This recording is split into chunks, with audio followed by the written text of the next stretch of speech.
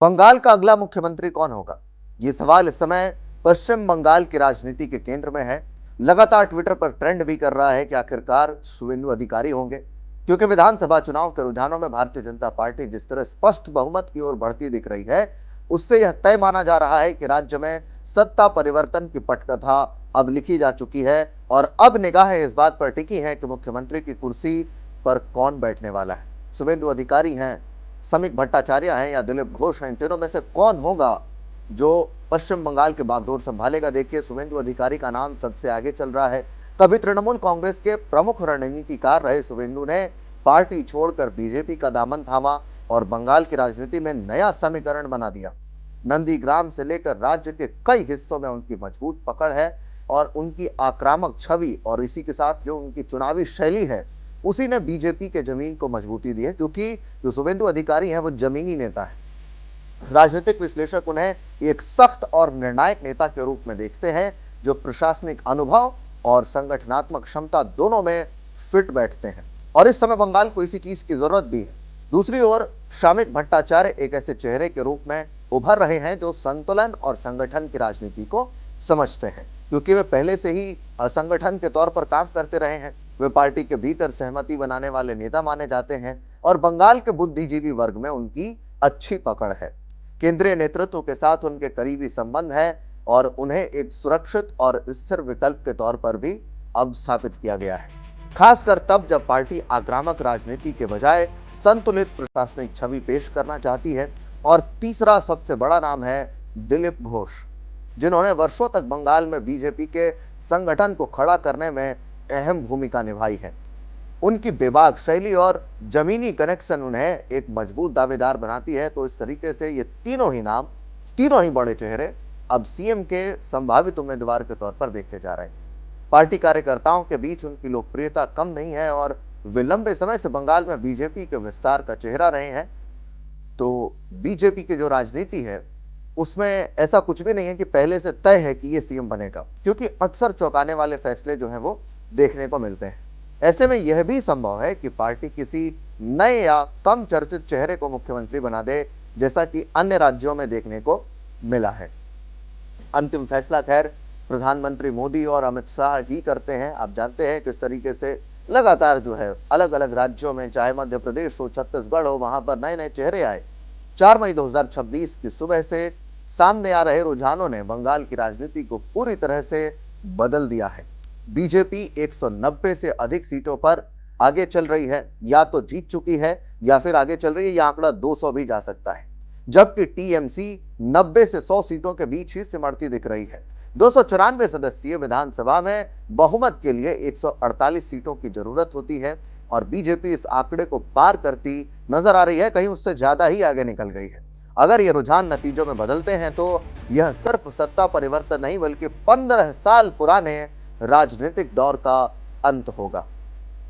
अब इस चीज को समझिए कि किस तरीके से 2011 में ममता बनर्जी ने 34 साल पुराने वामपंथी शासन को खत्म कर सत्ता संभाली थी और आज जो परिवर्तन की बयार उस समय बही थी, वही परिवर्तन की बयार अब बही और 15 साल बाद भारतीय जनता पार्टी की सरकार बन सकती है। लेकिन अब वही बदलाव उनके खिलाफ जाता दिखा और इस बार 90% से अधिक मतदान ने यह संकेत दिया कि जनता बदलाव चाहती है। भारी मतदान को सत्ता विरोधी लहर के रूप में देखा जा रहा है और ऐसा एक बार नहीं हुआ, कई बार हुआ। 2011 में भी बहुत जो है मतदान हुआ था, 3% 4% ज्यादा था और उसी समय ममता बनर्जी जो है वो आई थी। चुनावी रणनीति की बात करें तो बीजेपी ने बिना किसी मुख्यमंत्री चेहरे के चुनाव लड़ने को जो जोखिम है, वो उतना बड़ा जोखिम जो है वो कदम उठाया गया। किसी को सीएम फेस घोषित नहीं किया गया और उसके बाद चुनाव लड़ी बीजेपी। इसी तरीके से दिल्ली में भी हुआ था और तमाम राज्यों में इसी तरीके से किया भी जाता है, जो अब सफल रणनीति साबित होता दिख भी रहा है।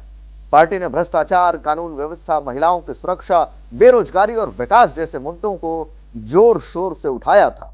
साथ ही राष्ट्रीय मुद्दे जैसे सीएए और राम मंदिर का भी जमकर प्रचार किया गया।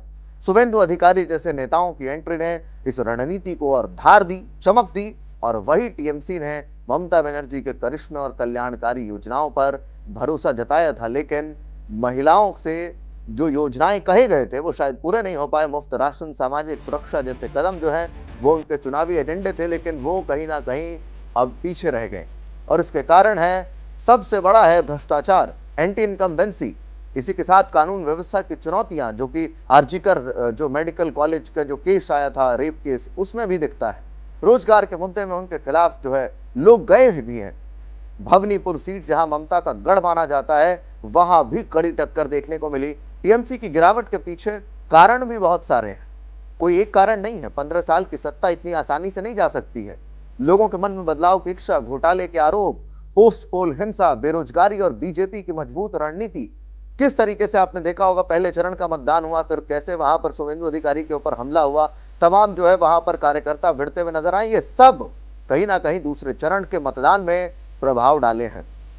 बीजेपी ने संगठन, संसाधन और नेतृत्व के संयोजन से इस चुनाव को अपने पक्ष में मोड़ दिया है। अगर बीजेपी की सरकार बनती है तो उसके सामने कई बड़ी चुनौतियां भी होंगी। ऐसा नहीं है कि बीजेपी के लिए 15 साल बाद पहली बार वापसी है तो कुछ होने जा रहा है। वहां पे चुनौतियां भी बहुत हैं। अर्थव्यवस्था को पटरी पर लाना है, उद्योगों को वापस आकर्षित करना है, रोजगार के अवसर बढ़ाने हैं और सामाजिक संतुलन को भी वहां पर बना के रखना है। ये सबसे अहम है, क्योंकि वहां पर मुस्लिम समुदाय बहुतायत में है। साथ ही प्रशासनिक सुधार और केंद्र के साथ बेहतर समन्वय भी जरूरी होगा। वही दूसरी ओर अगर ममता बनर्जी विपक्ष में बैठती हैं तो वो एक मजबूत विपक्षी नेता की भूमिका निभा सकती हैं, और ऐसे में ममता बनर्जी तब भी बीजेपी का बड़ा विरोध करने वाली हैं। उनका जनाधार अभी भी बहुत मजबूत है और वे आंदोलनकारी राजनीति के लिए जानी भी जाती है। आंदोलन से ही वो उपज करके आई थी। केंद्र के खिलाफ उनका रुख और आक्रामक हो सकता है। इसी के साथ ऐतिहासिक रूप से देखें तो 2021 में बीजेपी ने 77 सीटें जीतकर अपनी जो मजबूत मौजूदगी है उसको दर्ज कराई थी। हालांकि तब भी जीत के बाद कई ऐसे नेता जो बीजेपी में शामिल हो गए थे टीएमसी के, वो फिर से टीएमसी में वापस लौट गए थे। और अब अगर पार्टी बहुमत हासिल करती है तो यह बंगाल में उसका सबसे बड़ा राजनीतिक विस्तार होगा, क्योंकि पहली बार बीजेपी की सरकार बनेगी। इसका असर सिर्फ राज्य तक सीमित नहीं रहेगा, क्योंकि बंगाल से जो आवाज उठती है, जो लहर उठती है, वो दिल्ली तक आती है। पूरे पूर्वी भारत की राजनीति को यह प्रभावित करने वाला है। बंगाल की राजनीति एक नए मोड़ पर खड़ी है। रुझान साफ संकेत दे रहे हैं कि बदलाव की लहर मजबूत है। अब देखना यह होगा कि मुख्यमंत्री की कुर्सी पर कौन बैठता है और नई सरकार जनता की उम्मीदों पर कितना खरा उतरती है, क्योंकि अभी भी ममता बनर्जी 5 साल के बाद वापसी कर सकती है। ममता बनर्जी बहुत मजबूत पकड़ वाली नेता है।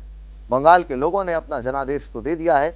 अब बारी नेतृत्व की है कि वह कैसे इस भरोसे को वो जो है लोगों के बीच रखते हैं, लोगों के बीच स्थापित करते हैं, और कैसे वहां पर एक बदलाव, एक विकास की नई किरण जो है वो कैसे वहां पर उगती है, इसका सभी को इंतजार है। बहरहाल अभी 3 बड़े चेहरे हैं, शुवेंदु अधिकारी, दिलीप घोष और श्रमिक भट्टाचार्य। इन तीनों में से कौन होना चाहिए सीएम, कमेंट बॉक्स में हमें लिख करके जरूर बताएं।